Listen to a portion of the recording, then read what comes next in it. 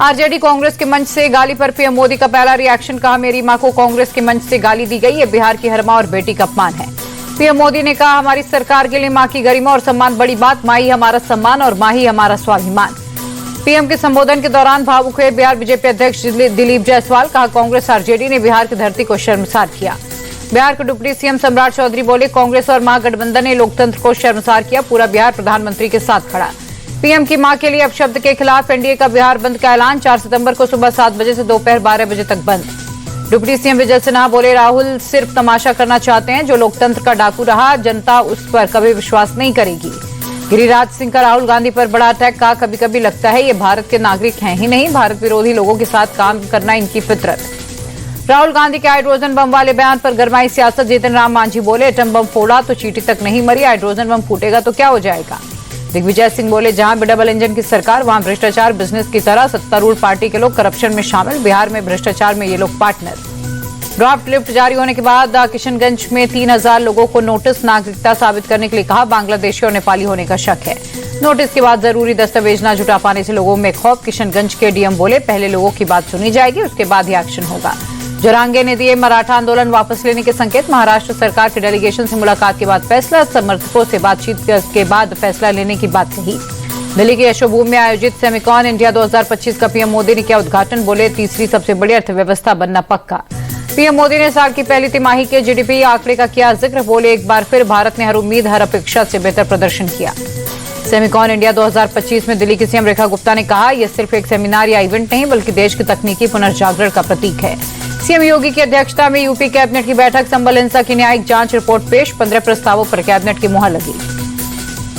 Outsourcing कर्मचारियों को बड़ा तोहफा, आउटसोर्स सेवा निगम के गठन को कैबिनेट की मंजूरी, 3 साल के लिए नियुक्ति, 1 से 5 तारीख के बीच आएगी सैलरी।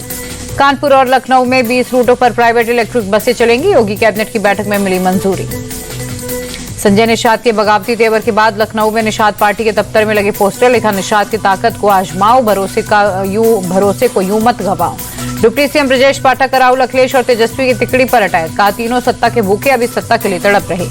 के कविता के खिलाफ बीआरएस का एक्शन, पार्टी विरोधी गतिविधियों के चलते निलंबित हुई, केसीआर ने तत्काल प्रभाव से किया सस्पेंड। दिल्ली दंगा मामले में आरोपियों को हाईकोर्ट से झटका, शर्जील इमाम समेत 9 आरोपियों की जमानत याचिका खारिज, दिल्ली पुलिस ने जमानत याचिका का किया था विरोध।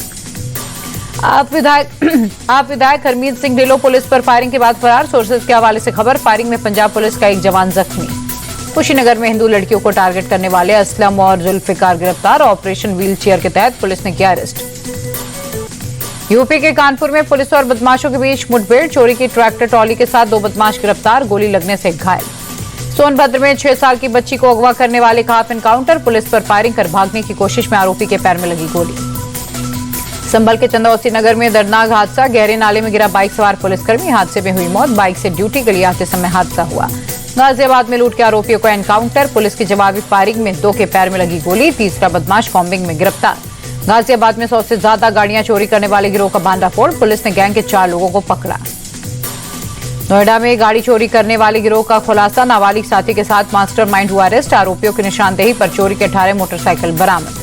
फिरोजाबाद में पुलिस और बदमाशों की मुठभेड़, पुलिस पर फायरिंग कर भागने की कोशिश में 2 बदमाशों को लगी गोली, तमंचा और कारतूस बरामद। मैनपुरी में 52 साल की महिला की हत्या की गुत्थी सुलझी, शादी का दबाव बनाने से परेशान 25 साल के प्रेमी ने गला घोटकर की थी हत्या। यूपी के महोबा में सन के आशिक ने एक युवती को 6159 बार किया कॉल, शादी से इंकार करने पर एसिड अटैक और जान से मारने की धमकी दी, पीड़िता ने थाने में दर्ज कराई शिकायत। मेरठ में घर के बाहर बैठे एक शख्स पर जानलेवा हमला, बाइक सवार बदमाशों की ताबड़तोड़ फायरिंग, हत्या की कोशिश का मामला दर्ज। रायबरेली में बिना हेलमेट के पेट्रोल न देने को लेकर पेट्रोल पंप पर हंगामा, बाइक सवार लड़कों ने सेल्समैन को लात घूंसों से पीटा।